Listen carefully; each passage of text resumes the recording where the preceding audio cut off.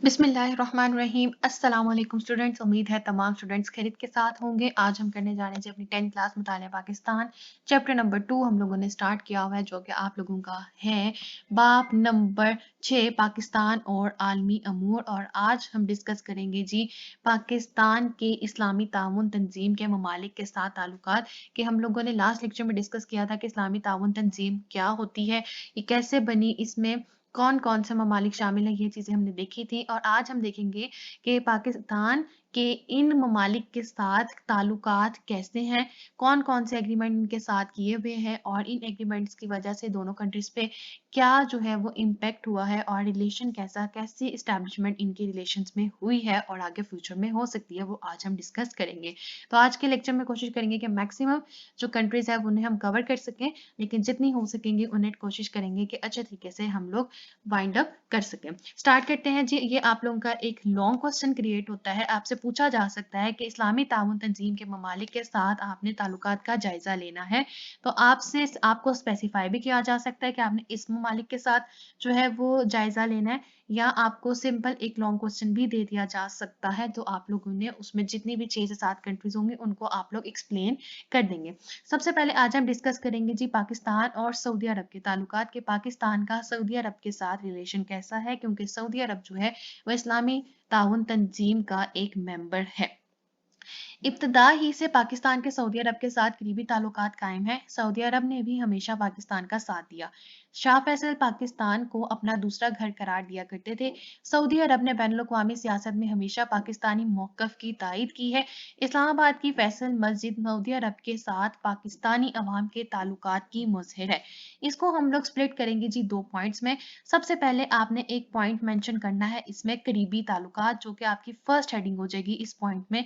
तो आपने सबसे पहले पॉइंट की हेडिंग देनी है करीबी ताल्लुकात, जो कि मैंने आपकी स्क्रीन पे बॉक्स फॉर्म में भी बना दी है ताकि आपको पता हो कि आपकी हेडिंग है। सबसे पहले हेडिंग क्या होगी जी? करीबी ताल्लुकात। नेक्स्ट आप लोगों ने हेडिंग देनी है इसकी बैनुल अक़वामी सियासत। नेक्स्ट आपने इसी पॉइंट में आपने सेकंड पॉइंट क्रिएट करना है जिसकी आप हेडिंग दोगे बैनुल अक़वामी सियासत, और उसमें आप लोगों ने यहाँ से स्टार्ट करके आप लोगों ने यहाँ तक लिखना है तायद की है। इसी में हम लोग एक और पॉइंट बनाएंगे जो कि आपकी क्या पॉइंट बनेगा? फैसल मस्जिद। ये आपका तीसरा पॉइंट होगा। तो एक पॉइंट हमारे पास 3 पॉइंट्स में स्प्लिट अप होकर 3 पॉइंट्स बना देगा पाकिस्तान और सऊदी अरब के ताल्लुकात में। सबसे पहला क्या पॉइंट होगा? करीबी ताल्लुकात। नंबर 2 बैनुल अक़वामी सियासत के पाकिस्तान का किस तरह से सऊदी अरब ने बैनुल अक़वामी सियासत में हमेशा साथ दिया और उनके मौक़िफ़ की, उनके पॉइंट्स की जो है वो हमेशा उनको प्रेफर किया। थर्ड आपका पॉइंट आ जाएगा कि फैसल मस्जिद। फैसल मस्जिद जो है वो सऊदी अरब के ही ताल्लुकात का एक हमारे पास मॉडल है कि इतने अच्छे ताल्लुकात हैं सऊदी अरब के साथ कि उन्होंने इस्लामाबाद में फैसल मस्जिद तमीर करवाई। और ये किसने करवाई थी जी? उनके बादशाह जो है शाह फैसल ने तमीर करवाई थी। नेक्स्ट आगे देखते हैं जी। सऊदी अरब ने मसला कश्मीर पर हमेशा पाकिस्तानी मौक़िफ़ की हमायत और कश्मीरी मुसलमानों की हक़ की खुददारियत के लिए आवाज़ उठाई है। तमाम बैनुल-अक़वामी मामलात पर दोनों रियासतों के मौक़िफ़ में यकसानियत पाई जाती है।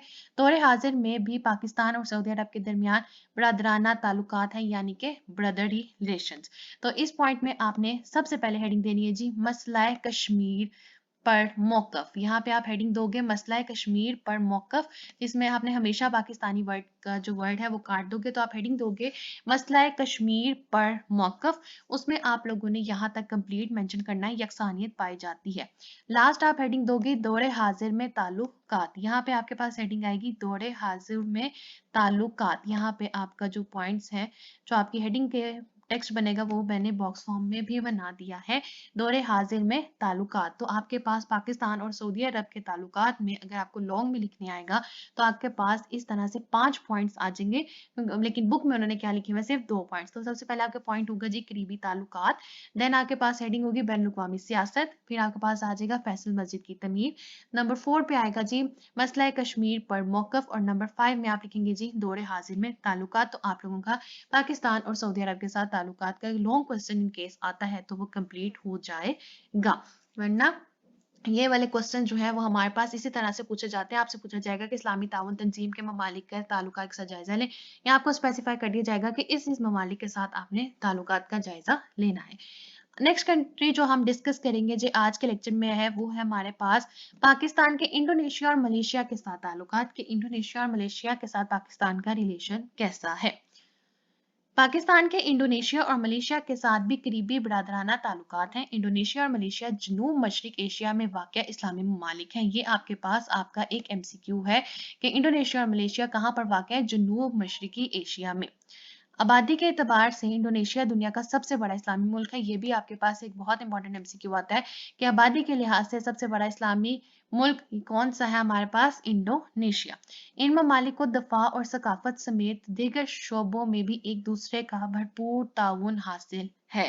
तो यहाँ पे आपने सबसे पहले हेडिंग देनी है जी बरादराना ताल्लुकात। ये सबसे पहले पॉइंट पे आप हेडिंग दोगे बरादराना ताल्लुकात, जिसे हम ब्रदरली रिलेशंस कहते हैं।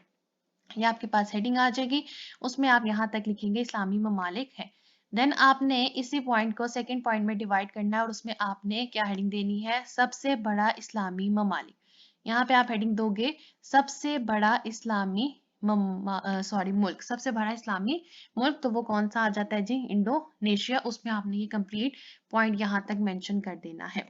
आगे क्या कहता है जी, पाकिस्तान की इन ममालिक के साथ तरजीही तजारती मुआहिदों के बाद अब दो तरफा तजारत बढ़कर $3 अरब से तजावुज कर चुकी है, जो इस बात का वाज़ेह सबूत है कि ये ममालिक ना सिर्फ देरीना दोस्त हैं बल्कि मुआशरत के हवाले से भी पाकिस्तान के बेहतरीन शराकतदार हैं, कि ना सिर्फ मुंह से सिर्फ जो है वो भाई नहीं बने हुए ये दोनों मुल्क आपस में, बल्कि देरीना दोस्त नहीं है सिर्फ, बल्कि मुआशरत में भी, इकोनॉमी के लिए भी एक दूसरे के लिए काम करते हैं। तो यहाँ पे आपने क्या हेडिंग देनी है, दो तरफा तिजारत, यानी कि इंपोर्ट एंड एक्सपोर्ट दोनों अब यहाँ से हो रहा है इस कंट्री के साथ।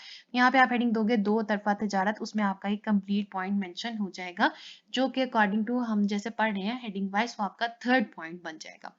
नेक्स्ट आ जाता है जी हमारे यह इंडोनेशिया और मलेशिया के हमारे पास सिर्फ 2 पॉइंट्स थे जो हमने डिस्कस करने थे, और अगर ये आपके पास आएगा तो वैसे ये शॉर्ट क्वेश्चंस में पूछा जाएगा। अव्वल तो ये क्वेश्चन हमारे पास बहुत ज़्यादा नहीं पूछा जाता, और अगर इनकेस पूछा जाएगा तो आपको इसी तरह से पूछा जाएगा कि इस्लामी ताउन तंजीम के ममालिक के साथ जायजा लें, या आपको स्पेसिफाई किया जाएगा या आपको डिटेल में सारा लॉन्ग क्वेश्चन हर कंट्री के साथ डिस्कस करने के लिए दिया जाएगा। नेक्स्ट कंट्री जो हम आज डिस्कस करेंगे जी वो है हमारे पास पाकिस्तान के ईरान के साथ ताल्लुकात, जो कि आज के लेक्चर का हमारा लास्ट टॉपिक होगा कि पाकिस्तान के ईरान के साथ किस तरह के ताल्लुकात हैं। उसमें क्या कहते हैं जी, ईरान के पाकिस्तान के साथ बिरादराना ताल्लुकात हैं। ईरान पहला मुल्क था जिसने पाकिस्तान को तस्लीम किया। ये आपके पास आपका MCQ आ सकता है कि सबसे पहला मुल्क कौन सा था जिसने पाकिस्तान को तस्लीम किया था, तो वो हमारे पास ईरान था।